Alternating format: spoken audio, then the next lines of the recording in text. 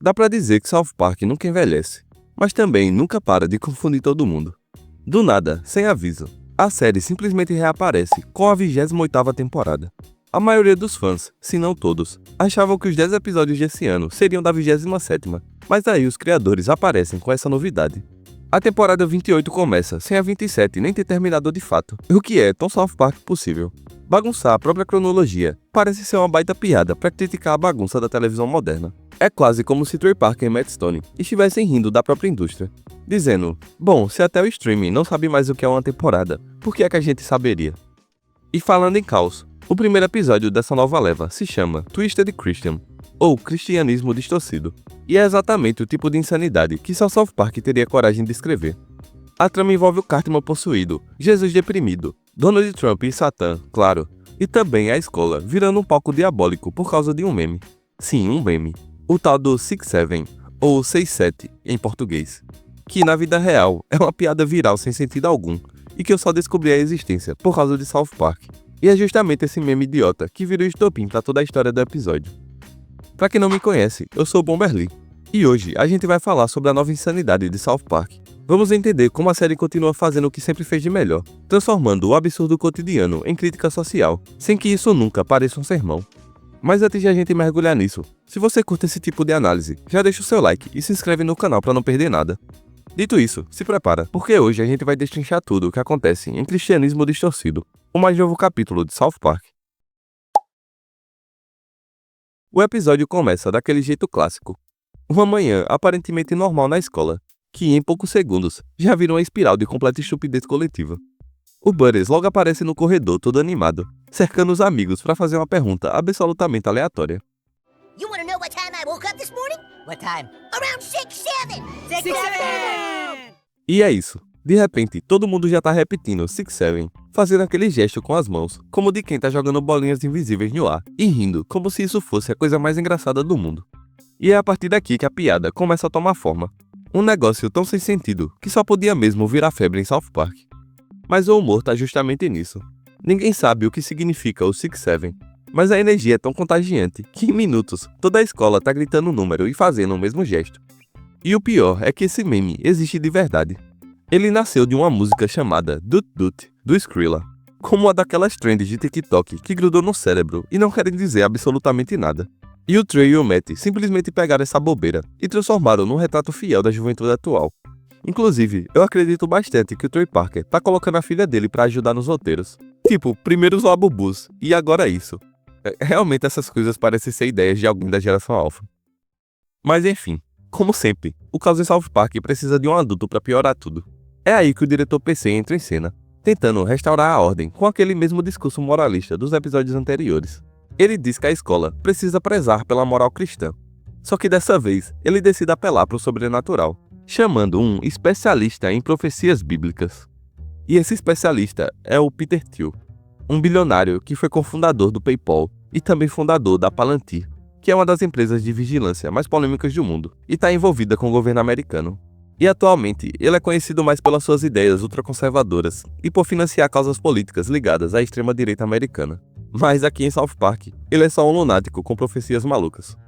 Enfim, a cena toda é muito engraçada. Primeiro, ele entra cantando uma música sobre o anticristo, enquanto as crianças olham sem entender nada. Daí, ele abre um slide cheio de imagens e começa a dizer que o anticristo é uma forma mais humana de Satã e que ele pode surgir em 6 a 7 semanas. E isso é o suficiente para a escola inteira começar a gritar o 6-7 e fazer aquele gesto com as mãos. We don't know how soon it will walk the earth, but it could be within the next 6 to 7 weeks. Daí vem um puro suco de South Park.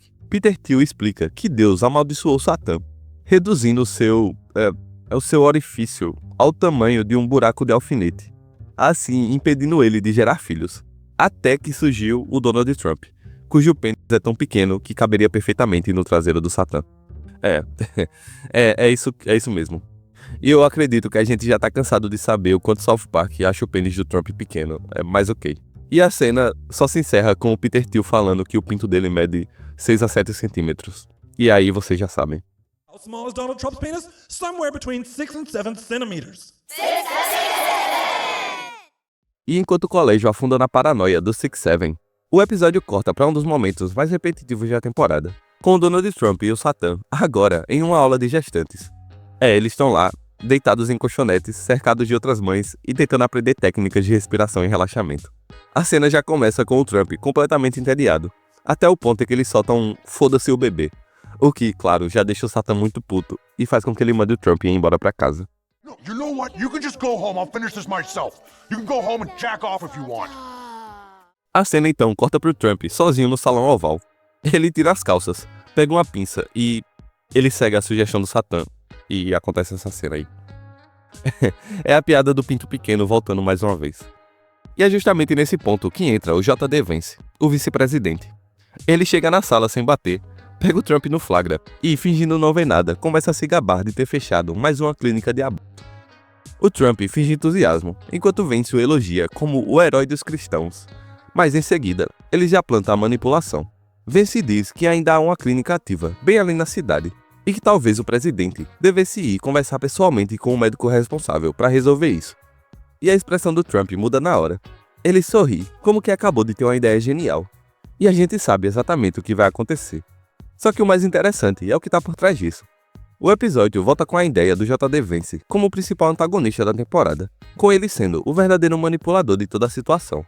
O J.D. Vance até finge devoção e usa a retórica cristã para empurrar o Trump em direção ao caos. E quando ele fala sobre salvar os bebês, o subtexto é exatamente o contrário.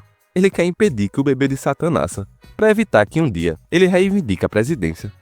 Além disso, esse trecho também tem uma crítica ao chamado cristianismo de conveniência, que é quando alguém se mascara da fé, mas a usa apenas para ambição política.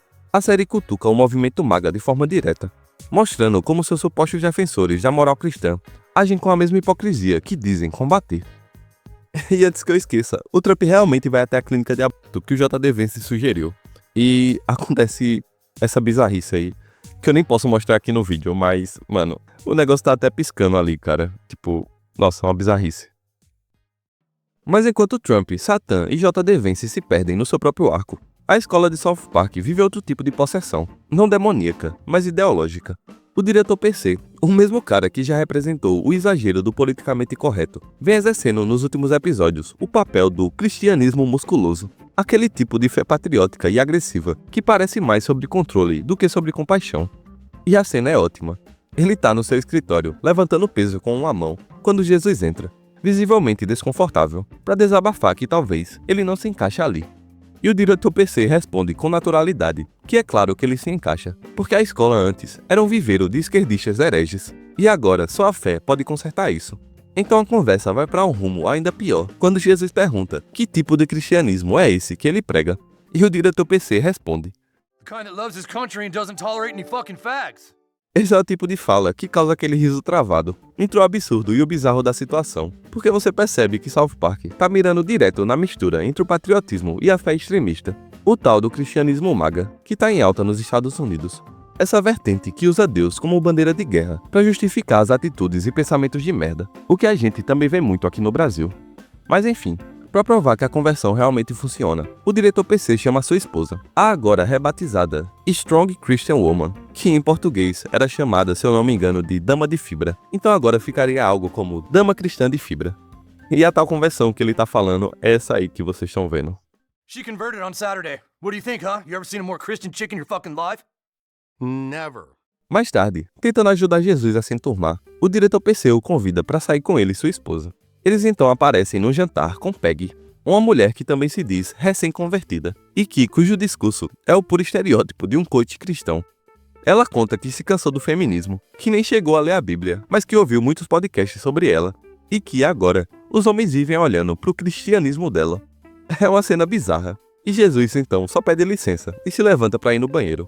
E lá, diante do espelho, ele suspira, sem dizer nada, e esse momento já diz tudo. A essa altura, a escola de South Park já virou uma loucura. O 6-7 não é mais só um meme, virou uma seita, e os adultos estão surtando com isso.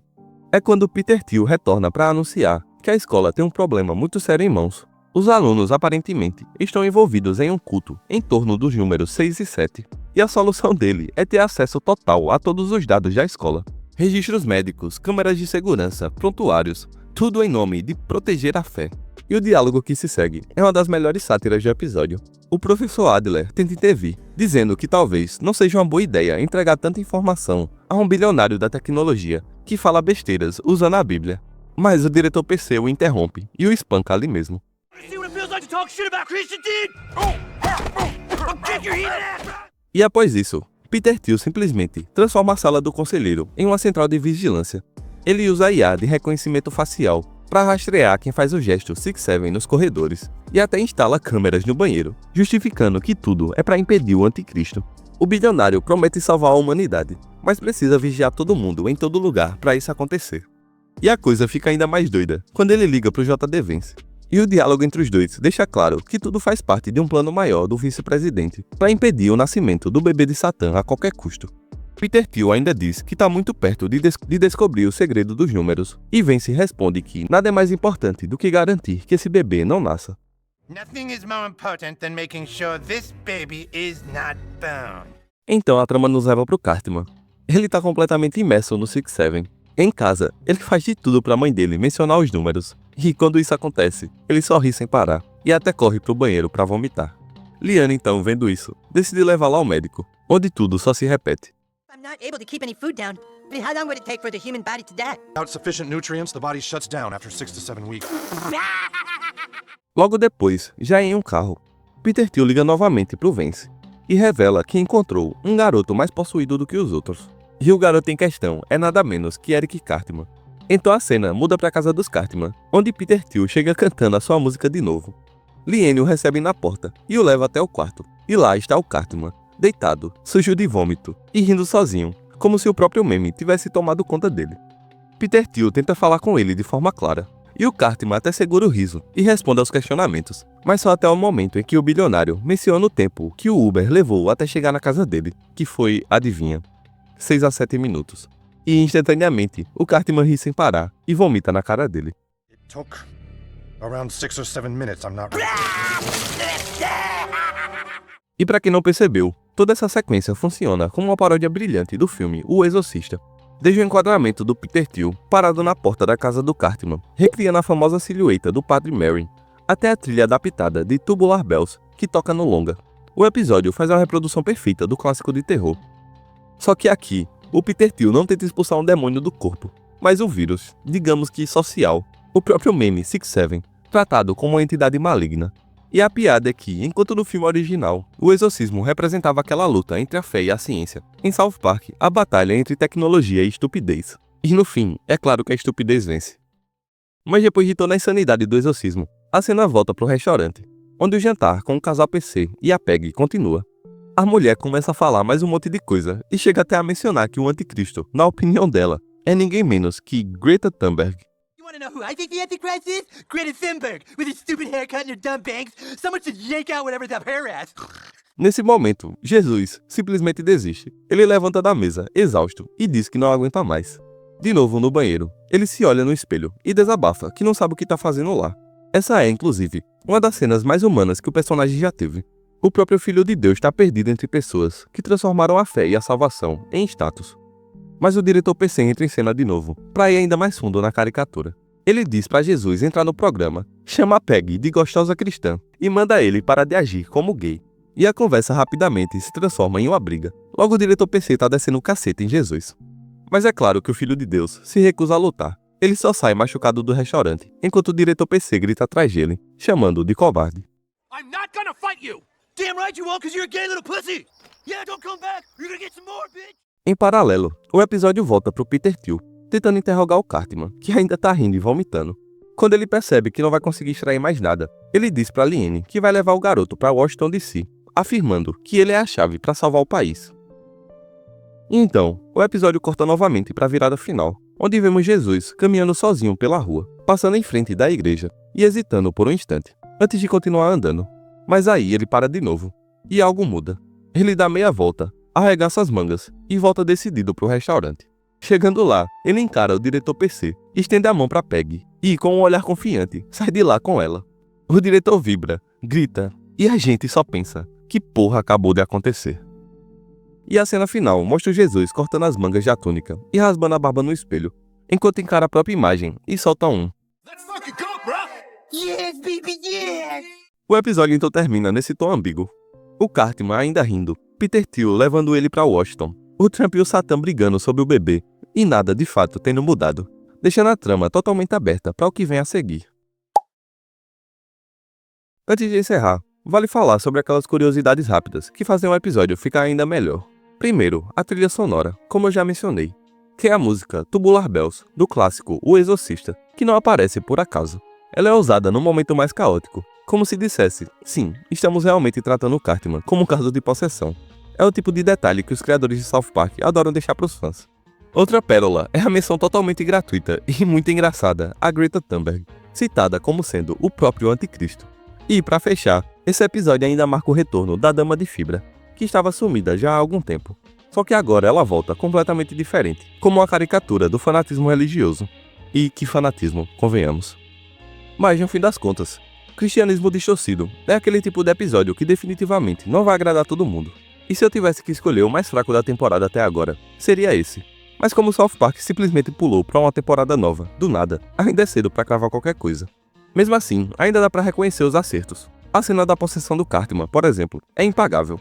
E a paródia direta de O Exorcista é uma das melhores referências visuais que a série fez em muito tempo.